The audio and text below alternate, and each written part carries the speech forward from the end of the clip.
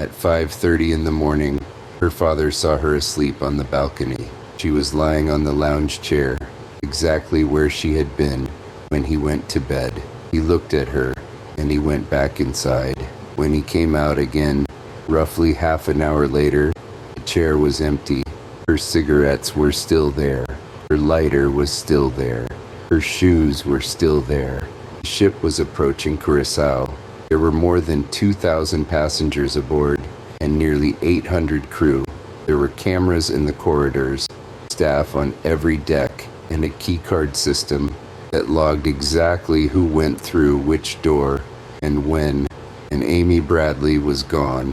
That was the 24th of March, 1998, 28 years ago. In that time, there has been a 4-day sea search, a federal investigation, 5 separate reported sightings across 3 countries, a photograph that has never been authenticated, a man imprisoned for exploiting her parents, and a Netflix documentary. There has never been a body. There has never been an arrest. There has never been an agreed explanation.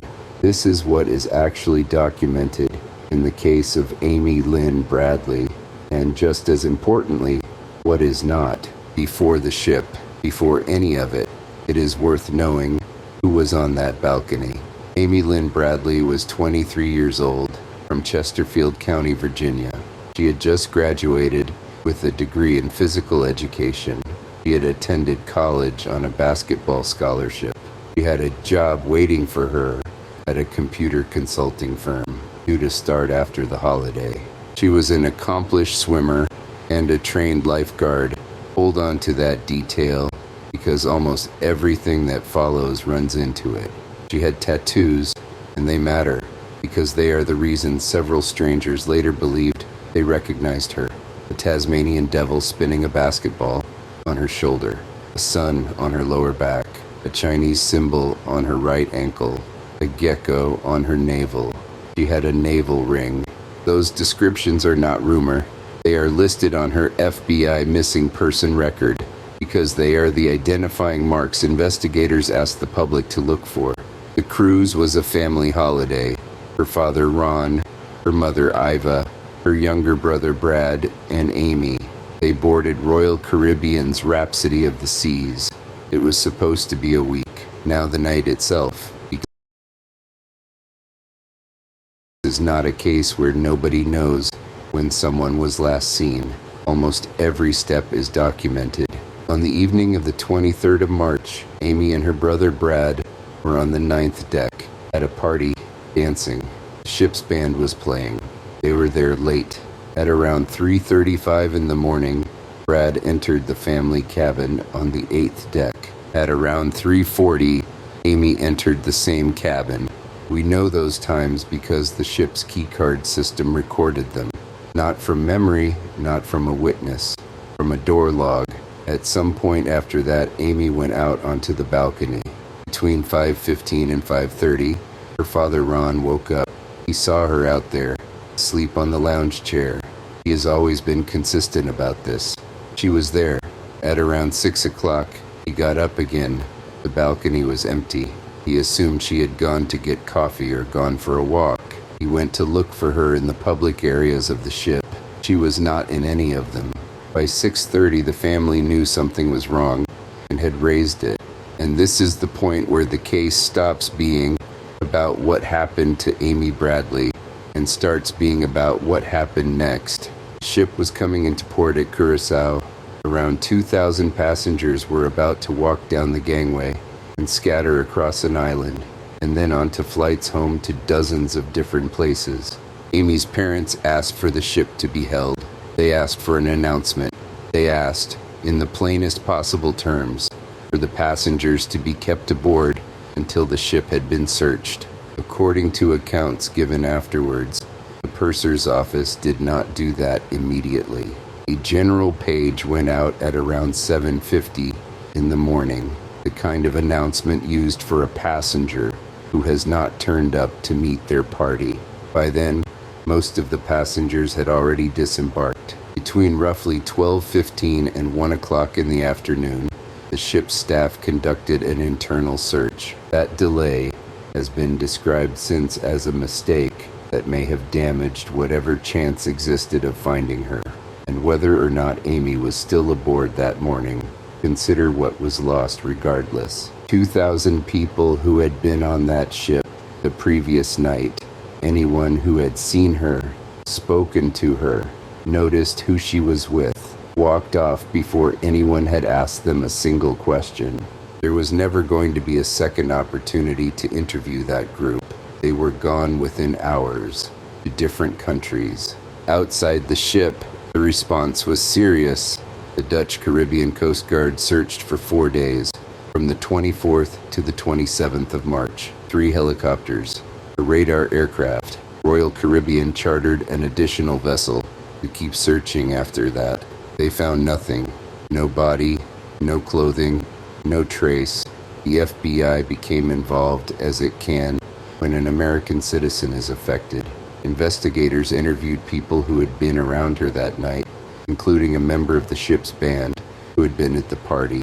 According to Royal Caribbean, that man took an FBI polygraph examination and passed it. He has never been charged with anything connected to Amy Bradley's disappearance, and he has denied any involvement. That is worth stating plainly, because a great deal has been said about that night over the years, and no charge has ever been brought against anyone. What the investigators did conclude is the part that has kept this case alive for nearly 3 decades.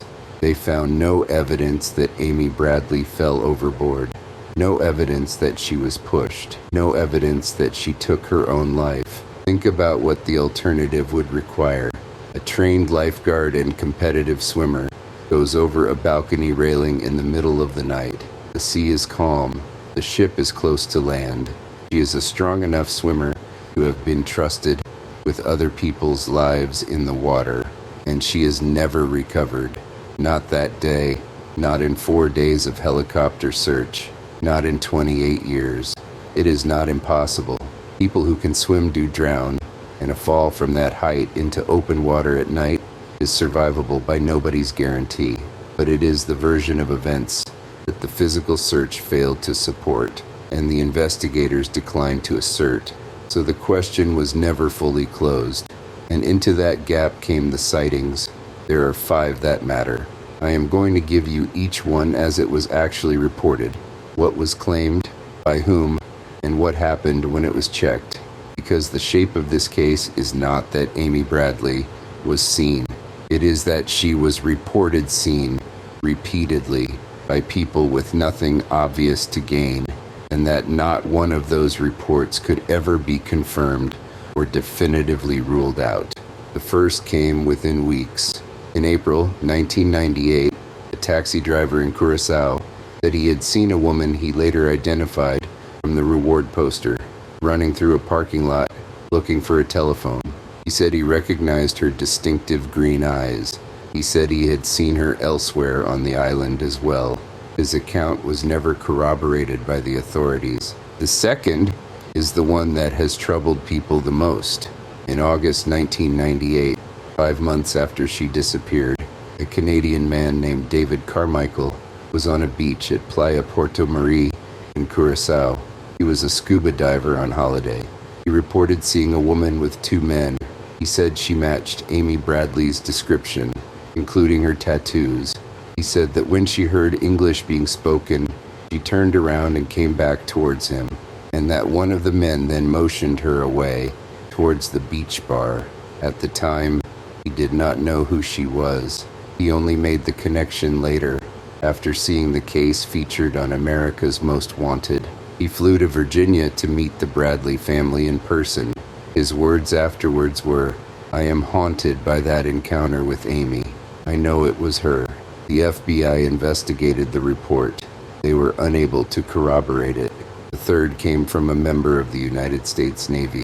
In January 1999, a petty officer named William Hefner was ashore in Curacao. He said he encountered a woman in a brothel who told him her name was Amy Bradley. He said she told him she had been on a cruise, that she had left the ship to obtain drugs, and that she was now trapped and could not get out.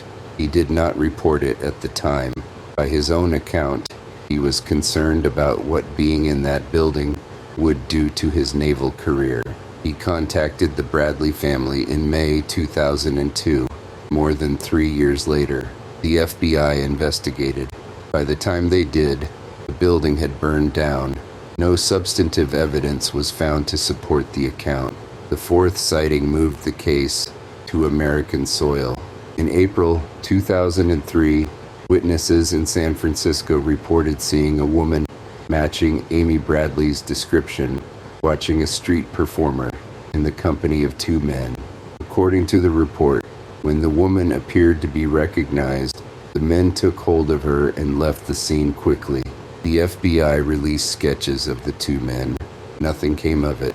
The fifth was in March 2005 in Bridgetown, Barbados. A woman named Judy Mirror said she was in a department store restroom when a woman came in with 4 men.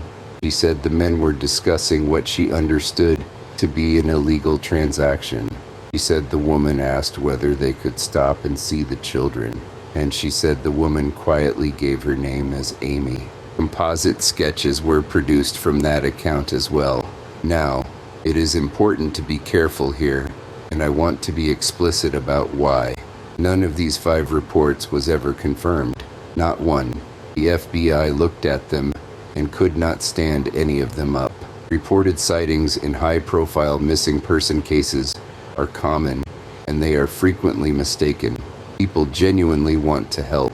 Human facial recognition across years, at a distance from a photograph on a poster, is far less reliable than people believe it to be.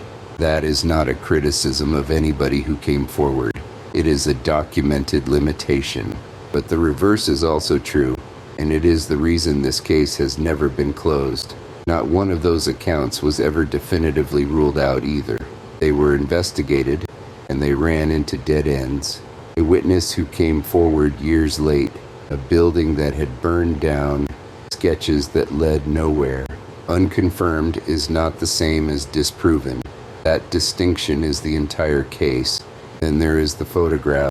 In 2005, an image was emailed to Amy Bradley's parents. It showed a woman on a bed in lingerie who resembled their daughter. The implication attached to it was that she was being held and exploited, that she had been trafficked. Her parents took it public. In November 2005, they appeared on the Dr. Phil program, and the image was shown. Further photographs surfaced, apparently advertising a sex worker in which the woman appears distressed. The FBI followed the lead, and here is what one of their agents on the case said about the limitation they faced. Information or pictures such as that, you cannot tell when they have been altered. That is a statement about 2005, not about today. Image forensics has moved a long way since. At the time, they could not establish where the photograph came from, when it was taken, or whether it had been manipulated. A man who later worked with the Bureau conducted facial comparison work on the images and gave the opinion that they showed Amy Bradley. An opinion is not an identification. The photograph has never been authenticated, and it has never been excluded. Like everything else in this case, it sits in between. And then there is the part of this story that gets told least often, and it is the ugliest part. In the autumn of 1999, a man named Frank Jones approached the Bradley family. He presented himself as a former United States Army Special Forces officer. He said he could get their daughter back. He knew things. He described her tattoos. He sang a lullaby that Amy's mother recognized. He asked for $210,000 to fund a rescue operation. There was no rescue operation. There was never going to be one. He was a con artist, and federal prosecutors established that he had taken $24,444 from a family whose daughter was missing. He pleaded guilty to mail fraud in April 2002 and was sentenced to 5 years. Sit with the position that family was in. Their daughter had vanished. The official search had found nothing, and the people arriving with answers included someone whose only actual interest was their money. There is one more thread, and it is a short one, because it went nowhere, which is rather the point. In November 2010, a jawbone washed ashore in Aruba. It was initially examined in connection with a different missing person case entirely, and ruled out of that one. It was said to be likely from a Caucasian woman. No testing was ever carried out that could have established whether it had any connection to Amy Bradley. That is not a conspiracy. Human remains recovered from open coastline are frequently degraded past the point where useful material can be extracted, and testing costs money that has to be allocated by someone with jurisdiction.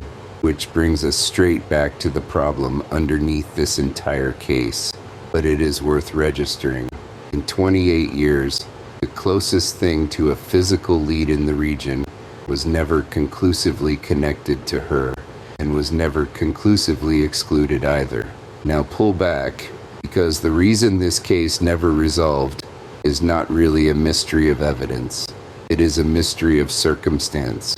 There was no scene. The place Amy Bradley disappeared from was a moving point on open water.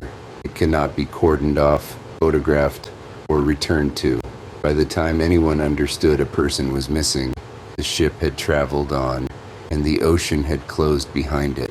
There were no fixed witnesses. 2,000 people were on that vessel, and they dispersed to dozens of countries within days. There is no neighborhood to canvass when your neighborhood had flights home. The physical space did not stay still either. Cabins are turned over. A ship is cleaned continuously because that is what a ship does, and the jurisdiction was tangled from the first minute. A vessel registered in one country, operated from another, in the territorial waters, or near the territorial waters of a third, carrying an American passenger. The FBI can and does become involved when Americans are affected, but it arrives into a situation already days old, aboard a vessel that has been cleaned, reoccupied, and sailed onward. None of that requires anyone to be hiding anything. Those conditions alone are enough to make a case extraordinarily hard to solve. They applied to Amy Bradley in 1998, and a version of them still applies on every sailing today. On the 24th of March 2010, 12 years to the day, Amy Bradley was declared legally dead. That is an administrative act. It is what a court does when a person has been missing long enough and nothing has been established. It is not a finding about what happened to her. Her family have never accepted it as one. The case has never been closed. The FBI continues to seek information and offers a reward of up to $25,000. Her family have offered $250,000 for her safe return and $50,000 for information leading to her location. In July 2025, a podcast host publicly announced a reward of $1 million.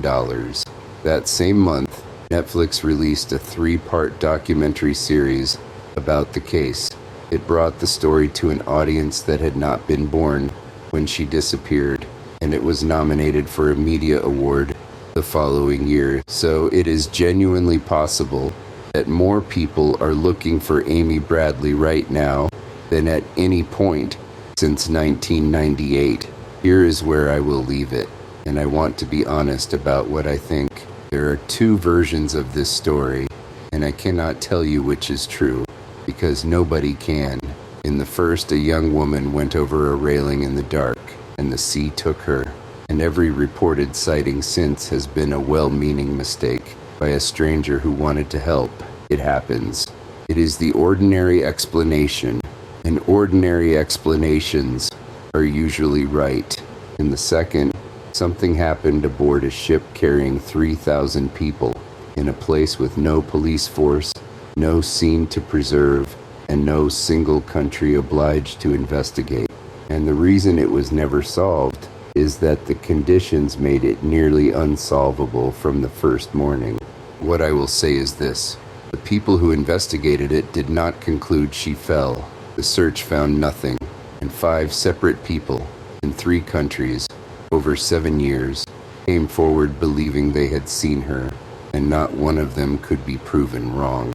The FBI has released age progression images showing what Amy Bradley might look like in her 40s. She was 23 when she walked onto that ship. She would be 51 years old now. If you know this case or you think there is something in it that has been overlooked, put it in the comments.